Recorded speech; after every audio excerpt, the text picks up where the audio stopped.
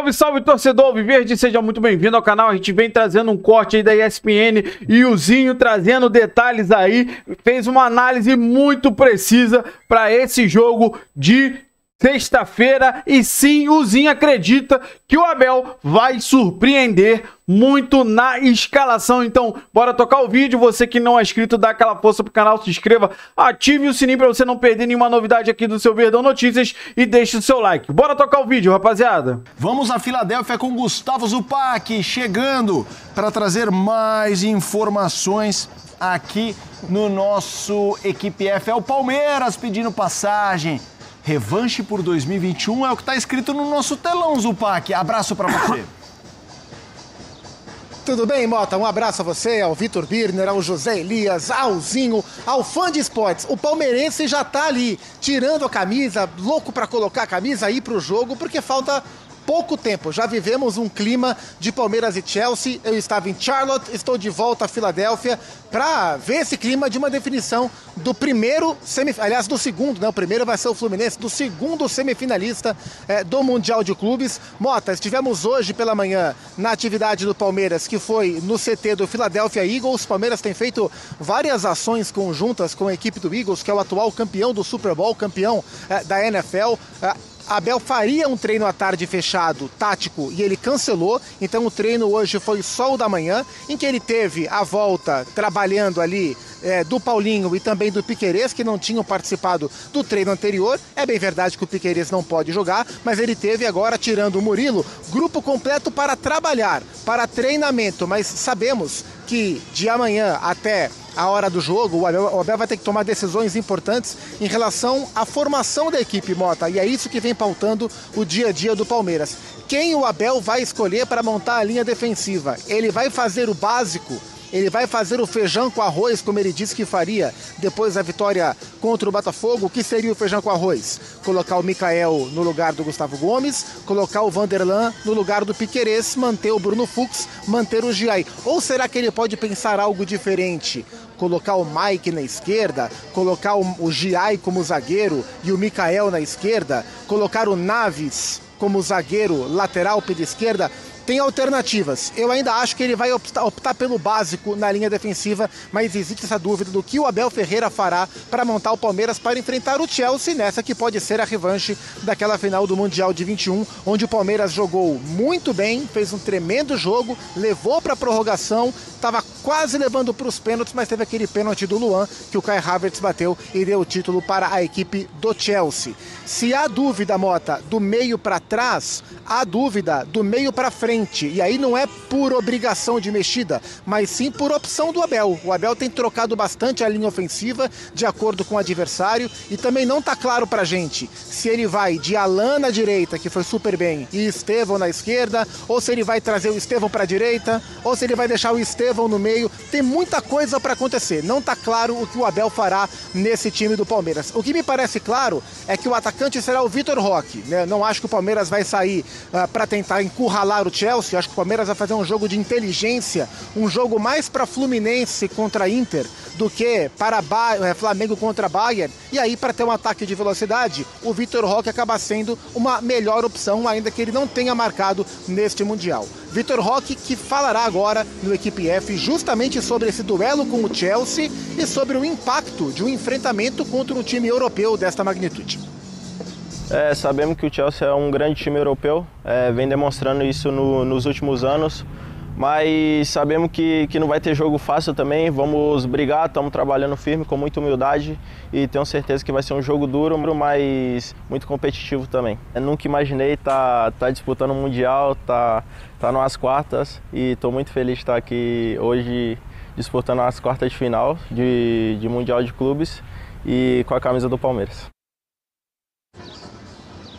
Tá aí o Vitor Roque, ele não marcou e, na verdade, Mota e amigos, nenhum titular do Palmeiras marcou. Essa é uma curiosidade, né? O Palmeiras fez 5 gols no Mundial até aqui. Um gol contra do centroavante do Al-Ahly, o Wessam, e os outros 4 gols no segundo tempo de jogadores que vieram do banco. Nenhum titular do Palmeiras marcou ainda neste Mundial de Clubes. Para falar rapidinho do Chelsea, se o Palmeiras tem desfalques do Gustavo Gomes e do Piquerez, além do Murilo, que já era desfalque, o Chelsea tem um desfalque super super importante. O Moisés Caicedo, um dos principais homens desse meio campo do Chelsea, está suspenso, um cara de muita dinâmica. O Caicedo não joga, é um problema para o Enzo Maresca, mas ele ganhou um baita reforço. O Chelsea não está aqui ainda, o Chelsea vem amanhã aqui para Filadélfia. O Chelsea está em Orlando, na Flórida, e lá em Orlando recebeu o reforço do João Pedro, centroavante da seleção brasileira, ex-jogador do Brighton, comprado por 60 milhões de euros. Esta semana, o João Pedro já chegou em Orlando, já está inscrito no Mundial, vem aqui para Filadélfia. Não acho que começará jogando,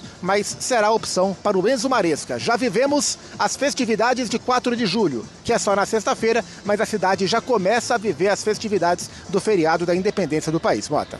Show. O Zupac continua conosco. A gente, sexta-feira, os dias dos jogos, dia do feriado. Você teve um jogo importante no dia 4 de julho, né? O Brasil e Estados Unidos foi no dia 4 de julho, não foi? Foi. Só isso, Zinha. 4 de julho, aquele aperto, hein? 1-0. Vai, Bebeto, eu te amo, Omar. A expulsão do Leonardo e a consagração da comemoração do Bebeto. É isso. Ai, que maravilha. Vamos lá, vamos debater. São desfalques importantes. Eu acho que de tudo... Zupa, fica à vontade para entrar aqui no meio, pessoal. Quando ele falar, a gente congela. Claro. Referência para o Zupac, sempre. Zaga do Palmeiras, desfalques importantes. Queria que você falasse disso, Zinho. Um jogo tão importante no setor defensivo. Eu espero tudo do Abel, né? O Abel não é um treinador que fica na mesmice. Ele, em jogos decisivos, isso já é comprovado nessas decisões que ele fez pelo Palmeiras, ele faz algumas surpresas. Eu falei de 2001 ele fez uma surpresa, né?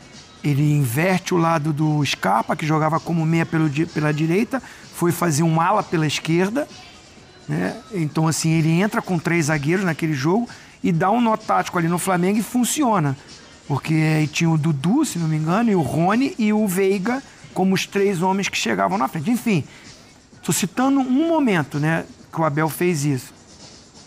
Eu gostaria que ele me surpreendesse, mas eu vou falar o que eu gostaria que ele fizesse. Eu usaria o Facundo Torres como ala. Eu não começaria com o Vanderlan, de lateral esquerdo.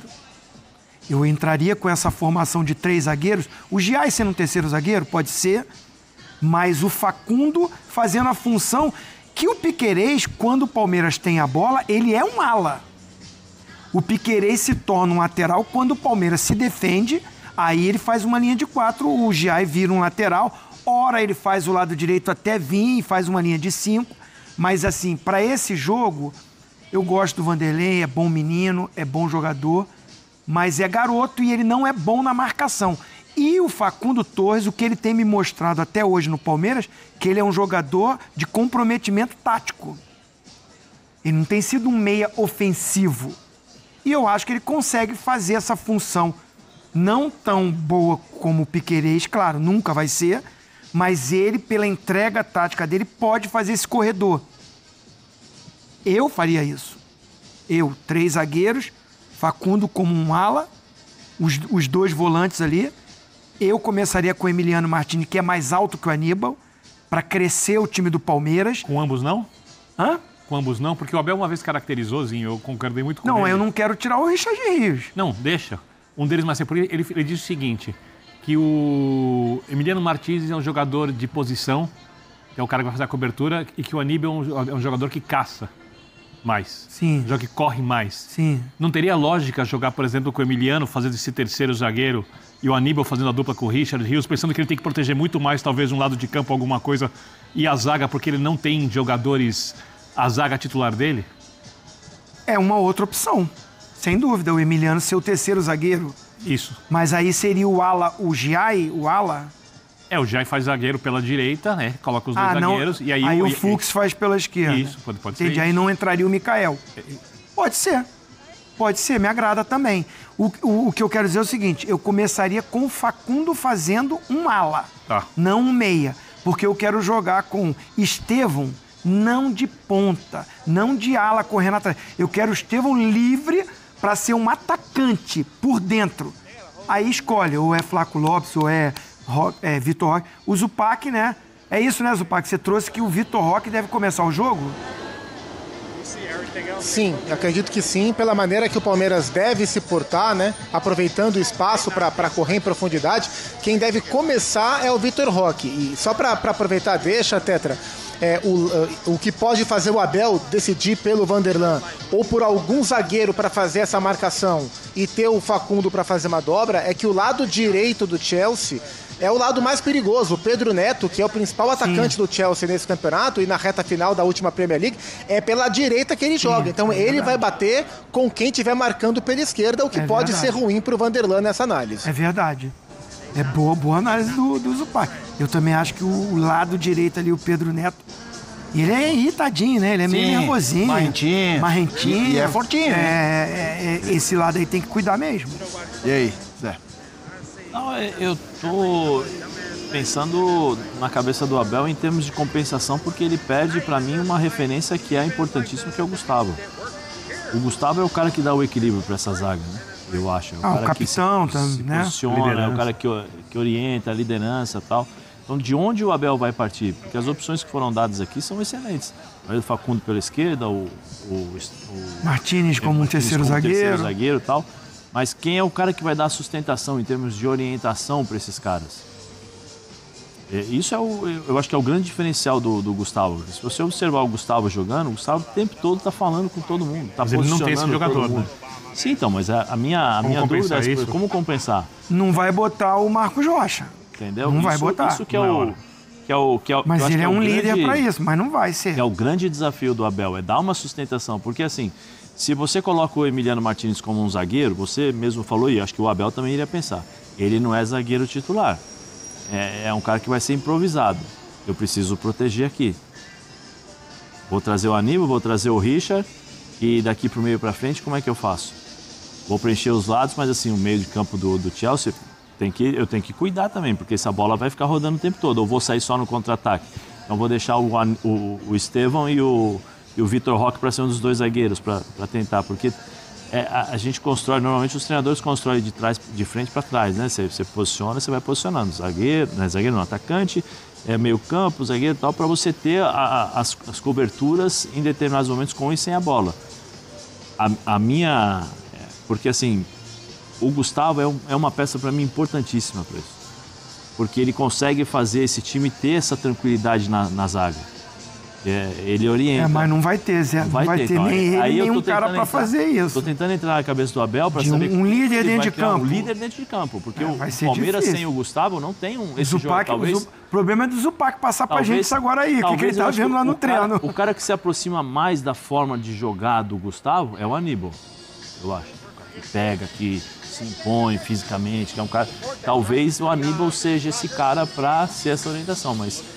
a situação do Abel por conta da zaga, né? Não é que assim, é o atacante que, você põe lá o atacante e tal. É uma posição... Não, é um trio ali, crucial, né? Nós estamos falando do Gustavo, do Murilo e do Piquerez, que eu acho fundamental também. Esse é o equilíbrio que o Abel vai ter que encontrar para jogar. Ô Zupac, uma perspectiva aí em loco, qual é o tratamento dado a esse jogo no sentido de favoritismo?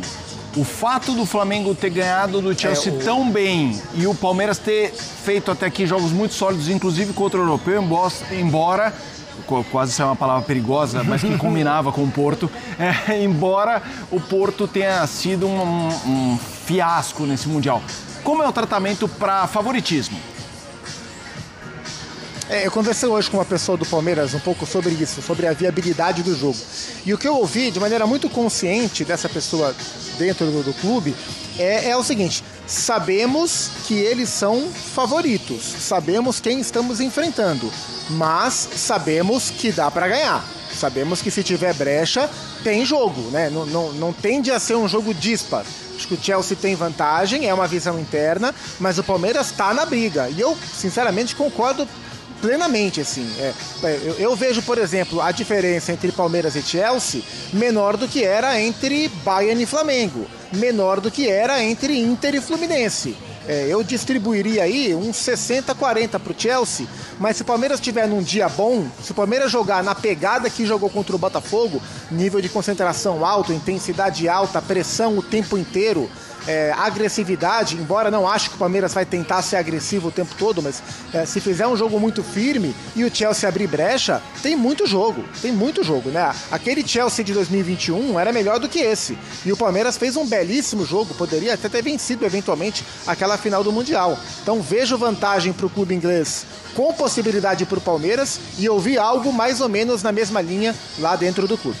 E aí, Beira? Eu acho que o Chelsea é um time com vários problemas de marcação, acho que o Palmeiras mais bem treinado do que o Chelsea. A minha grande dúvida tem muito mais a ver com os desfalques, não com a capacidade do Palmeiras se defender. Esse era um jogo que se o Palmeiras tivesse com o time inteiro, ainda mais com o Chelsea e o Caicedo, era um jogo para você matar no contra-ataque, assim, se defender bem, pegar o Chelsea se irritando, usando os espaços que o Chelsea costuma deixar.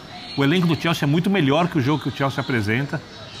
O time talvez um time muito mais bem formado coletivamente do que é o Chelsea. E para mim não é nem 60-40, para mim é 50-50. Para mim o que o Chelsea tem de individualidade, de superioridade individual, se o Abel conseguir suprir as ausências dos outros jogadores de defesa, formando um sistema de marcação bem compactado, consistente, e se não decidir brigar pela bola, que é uma coisa que o Abel não faz muita questão mesmo, e acho que ele até se sente mais confortável quando não tem que fazer isso do que quando tem que propor o jogo, eu acho que o jogo está totalmente aberto. Qual a distância entre Palmeiras e Chelsea? Zinho, Zé, vou jogar pra vocês. Pra mim, ela não é grande. Ela é pequena. Eu acho esse Chelsea... Individualmente ela é grande, tá? Não. Mas como time, não. Eu tô considerando o momento e tudo mais. Muda. O momento... O Chelsea, historicamente, não é um dos times europeus que eu mais tenho ressalvas, assim, de receio. No caso, ressalva não, receio. E pelo que faz, mas óbvio, talentos individuais estão ali, pode dar um encaixe, pode ser 2-0 e alguém falar, bobão, o Palmeiras levou um 2-0, é claro que pode. Mas pra mim a distância é pequena. Acho o Chelsea um pouquinho à frente, assim, 55-45, só porque eu não gosto de falar 50-50. Acho um jogo igual, muito embora o Chelsea pode ganhar com vantagem. Eu tô com o Zupac nessa. Pelos desfalques que o Palmeiras tem. Sim, esse é um ponto, né? Se o Palmeiras tivesse completinho, eu ia com o Vibi, né? 50-50. Mas os desfalques no setor que o Palmeiras é muito competente, o Palmeiras ele é muito... Eu costumo dizer, o Pascoal, o artista, fala que o Flamengo é incomparável. Eu falo que o Palmeiras é confiável. O time do Palmeiras eu confio no time do Palmeiras pelo Abel, pelo como ele monta. Não é brilhante como o Flamengo, mas é um time que eu olho assim a montagem do time, a organização, a entrega dos seus jogadores, esse sistema tático. É um time confiável. Não dá pra você falar assim, não dá, não vai dar. Mas perdeu um trio, principalmente assim, o Piquerez e o Gustavo Gomes. Eu gosto do Murilo também, mas esses dois caras, e o diferente do time ainda, pra mim, não jogou o que pode jogar no Mundial, que é o Estevão.